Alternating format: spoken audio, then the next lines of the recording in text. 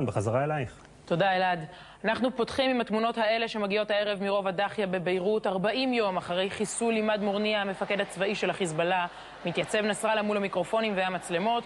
שלום למי שהאזין רוב קשב לנאום כולו, פרשננו לענייני ערבים אהוד יערי. בעוונותיו, שלום. זו העבודה שלך. מה הכותרת של נסראללה? הכותרת של נסראללה היא כצפוי. הוא חזר ואמר במשפט אחד קצר, שהוא לא שכח את עניין הנקמה על חיסולו של עימאד מורניה, שעל כן אולי זה משהו דחוף? לא, יש לי תקלה בפלאפון, אני מתנצל בפנייך ובפני הצופים, שעל כן הוא יבחר במועד ובזמן, הנה הדברים כפי שאמר אותם.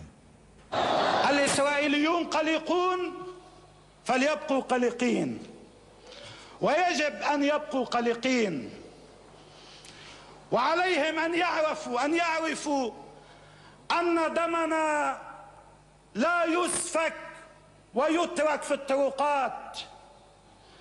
الذي قتل شهيدنا القائد يجب أن يعاقب. نحن نختار الزمان ونختار المكان ونختار العقاب وطريقته ووسيلته. אהוד, האם הוא המשיך לשחק ברגשותיהם של משפחות החטופים, בעצם ברגשותיהם של כל ישראלי וישראלי? כמובן, הפעם בעדינות יחסית אליו, אבל הוא אמר, המשא ומתן בעניין החטופים נמשך, כי לחיזבאללה יש אינטרס, הנה. بالرغم من أن الإسرائيليين قتلوا عماد المقاومة إلا أننا لم نوقف المفاوضات حول تبادل الأسرى وجرت لقاءات في الآونة الأخيرة ولن نوقف التفاوض وسنواصل العمل لأننا نريد أن نحقق أيضا واحدة من أماني الشهيد القائد الحاج عماد مغنية وهي أن يرى إخواننا الأسرى أحرارا בין אהליהם ואחבאיהם. תראי, סיוון, רוב הנאום הזה שלו בהזכרה יוחד לפולמוס סביב השאלה האם העולם הערבי מסוגל להתגבר על מדינת ישראל ולחסל אותה, או שהוא יניח לישראל ומי שמאחורי ארצות הברית לשנות או לעצב מחדש את החשיבה הערבית באופן שהעולם הערבי יחשוב שפניו לתבוסה והוא מוכרח להשלים. זה הנקודה, והוא כמובן ענה את התשובה שלו. מדינת ישראל יכולה להגיע לידי קיצה כבר בדור הנוכחי, הנה. هل يمكن أن تزول إسرائيل من الوجود؟ نعم وألف نعم يمكن أن تزول إسرائيل من الوجود.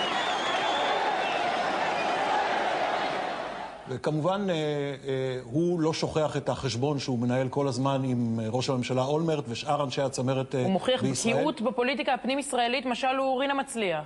כן, כן, לא כמו רינה, אבל הוא בקיא והוא עושה את החשבון, והלעג הזה שלו מתקבל יפה. כל המפגן הזה, צריך לזכור, זה איזה מפגן איסלאמו-פשיסטי, עם כל הגינונים שנלווים לזה, והוא נותן גם את ליטרת הבשר הזו כלפי מנהיגי ישראל. הבה נשמע קטע. هل تعلم أولمرت وباراك وأشكنازي هلا العدة جديدة يعني إنه حلتس هذا قائد سلاح الجو شو بيفهموا بالمواجهة البرية؟ طيب ماشي. وهداك اللي تبع شو اسمه المنظار المقفل بيوتس انه خي هذا من النقابات جاي يعمل وزير دفاع ماشي الحال.